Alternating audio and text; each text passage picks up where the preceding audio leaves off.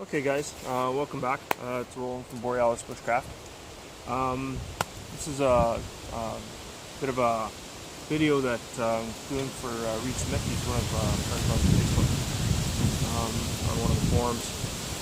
But he was having some issues with his cedar bark taking a spark from a ferro rod. And you just can't get away from wood ticks in this park, I swear. Anywho, forget my farmer tan here. Anyway, but this video is basically for pretty much for him. But for the most part, Jesus, there's a lot of ticks out in the bush. Wow, tick season this year is going to be stupid. I have to make sure I double check the dog really good. But anyway, just going to go through some basic harvesting of cedar bark. You can harvest the bark off of a live cedar tree or a dead cedar tree, doesn't really matter. Cedar trees are very, very similar in birch in that they kind of shed their bark a little bit as they get bigger. It's not as prominent, but the outer layer of this bark is basically dead and dry. So basically what you do is you take your knife, you can do it right on the tree.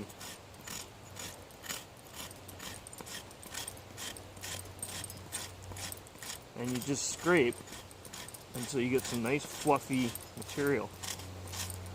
You're not going to really hurt the tree much because you're not going like super crazy deep. You're just basically fluffing up the very, very outer. And right now that is like bone dry. Now he had some issues and he was saying that some of his bark was damp. When you fluff it up that much, you can air dry it, or you can put it on your person. If you have a high humidity area, then you're going to have more issues than someone who's in a drier climate. But yeah, you basically just scrape it up, tease it a bit. And it's a bit of a time-consuming process to scrape it up. Kind of got to go around. At least this way you're not, you don't have to search for a completely dead tree. You can pick out. It's kind of like scraping flint in a way. You can use the back of your knife if it's ground at 90 degrees, or you can use the edge. Doesn't really matter.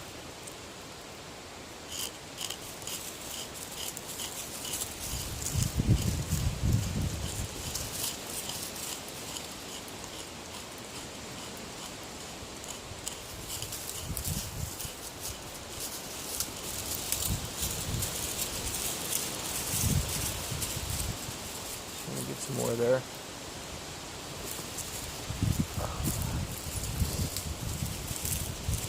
Usually what I do is I start kind of at the bottom of the section and then I work my way up so that the scrapings have something to fall onto.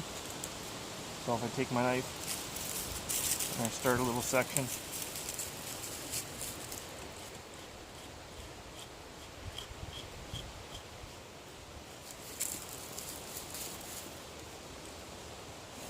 and I can collect it. It's starting to drop off. And then I can move up to the next section.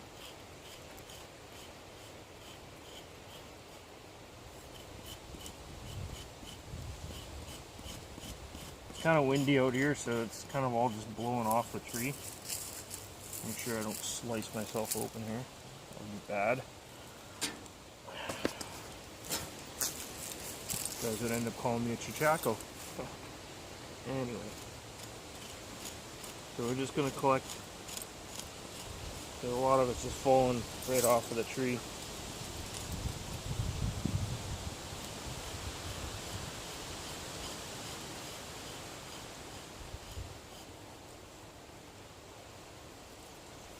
Kind of a time-consuming process.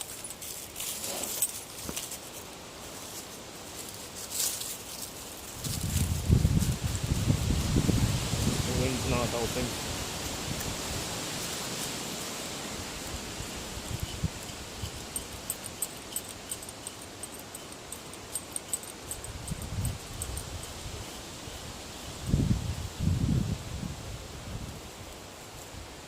blanket, throw it in my hand. A little bit of, you don't want to go too deep so you get into the sapwood, and you just want to scrape just the very, very top layer. If you have like a dead section, then you can get into, you can pretty much go right down, or you can peel the bark right off. I've got a dead one just over here that I can go to after that shed some of its bark. Actually, it's not dead. It just looks very dead. The base of it just looks horrid, but this goes to show how resilient cedar trees are. So.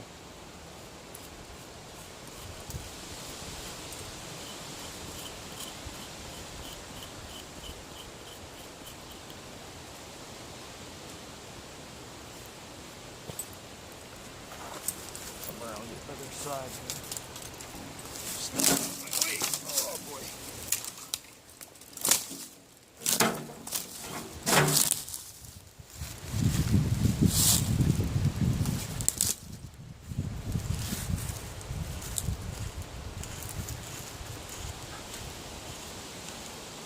What the hell would this be falling off?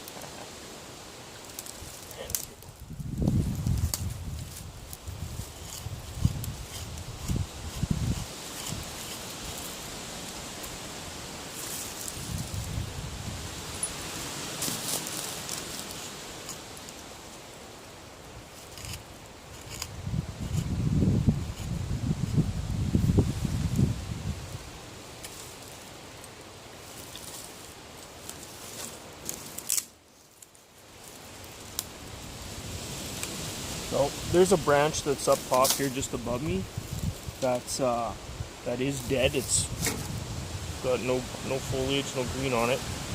I'm going to take that off and save a chunk.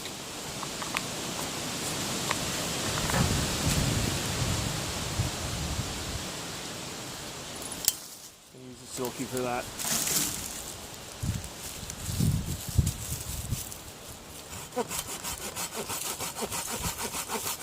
Bone dry.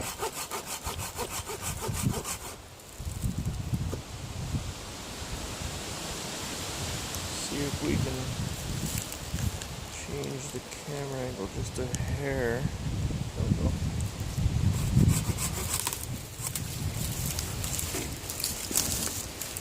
Take that off. Whoa. Try not to take off the camera here, fellas. More use my bark that I've been scraping.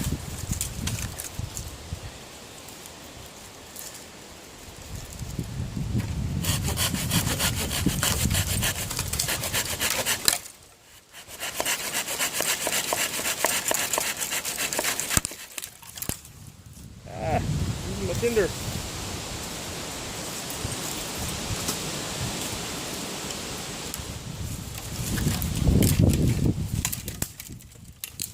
Behind there. Oi. Grief. So that's the tinder that I have off of that pile. Nothing crazy. Kind of wad that up a little bit. I don't really have anything to collect my tinder in, but I'm going to throw it in my cup and put my water bottle over top for the time being, just so it doesn't get my pack full of stuff. And if you can see here how the bark is actually peeling off of the dead stuff, this does make it quite a bit easier to collect your bark. I just wanted to show that you can do it off of a live tree if you don't have a dead one. So we'll, when we get into the video where I demo the ferro rod use with the cedar bark, we'll have both barks separated, and hopefully we can iron out some of the issues my buddy's having. And yeah, we'll kind of go from there. I'm just going to collect some of this up, and I'll get back to you guys later.